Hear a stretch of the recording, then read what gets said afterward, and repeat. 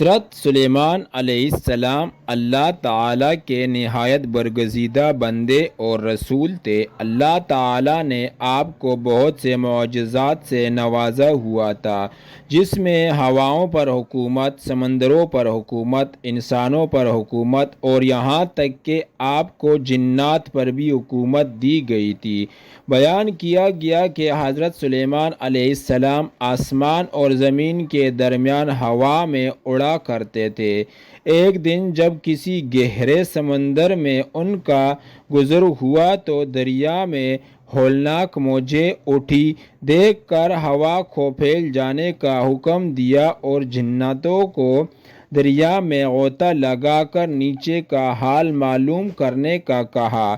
جب حضرت سلیمان علیہ السلام کے حکم سے جنوں نے دریا میں غوطہ لگایا تو اس میں موتی کا ایک ایسا چمکدار قبا دیکھا جس میں کوئی دروازہ نہ تھا۔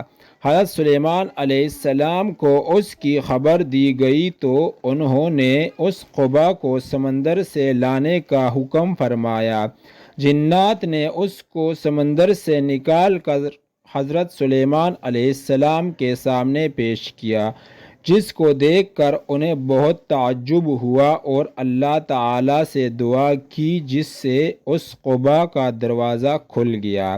تو حضرت سلیمان علیہ السلام نے دیکھا کہ اس میں ایک نوجوان اللہ تبارک و تعالیٰ کے سامنے سجدے میں ہے۔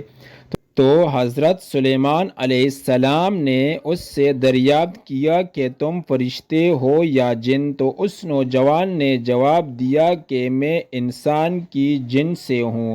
اس کے بعد حضرت سلیمان علیہ السلام نے دریافت فرمایا، آخر یہ بزرگی اور فضیلت تجھے کیوں عطا کر دی گئی ہے؟ والدہ ماجدہ کے انتقال کے بعد جب میں ایک دریا کے کنارے گھوم رہا تھا تو میں نے سفید موتی کا ایک قبا دیکھا۔ جس میں اس کے پاس پہنچا تو اس کا دروازہ کھل گیا اور میرے اندر داخل ہونے کے بعد در قدرت الہی سے خود بند ہو گیا۔ مجھے نہیں معلوم کہ اب زمین میں ہوں یا آسمان میں یا ہوا میں، اللہ تعالیٰ اسی میں مجھے رزق عطا فرما دیتا ہے۔ حضرت سلیمان علیہ السلام نے دریافت کیا، آخر اس میں تجھے روزی کس طرح حاصل ہوتی ہے؟ اس نے کہا، جب بھوکا ہوتا ہوں تو پتھر سے ایک درخت پیدا ہوتا ہے اور اس درخت سے پھل جس میں دودھ سے زیادہ سفیدی، شہد سے زیادہ میٹھا اور برف سے زیادہ ٹھنڈا پانی نکلتا ہے، اور جب میں سیراب ہو جاتا ہوں تو خود ہی وہ درخت غائب ہو جاتا ہے۔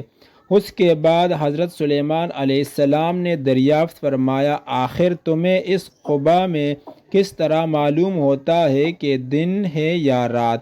تو اس نے جواب دیا کہ جناب، جب صبح صادق طلوع ہوتی ہے تو یہ قبا سفید ہو جاتا ہے اور غروب آفتاب کے بعد اندھیرا چھا جاتا ہے۔ بس اس طرح میں دن اور رات کے درمیان متعین کر لیتا ہوں۔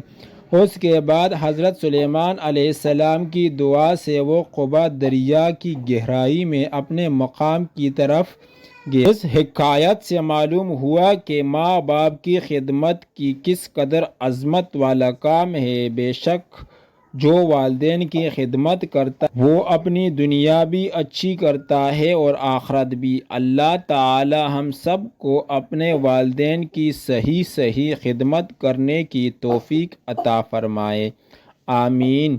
ملتے ہیں اگلی ویڈیو میں، تب تک کے لیے اللہ حافظ۔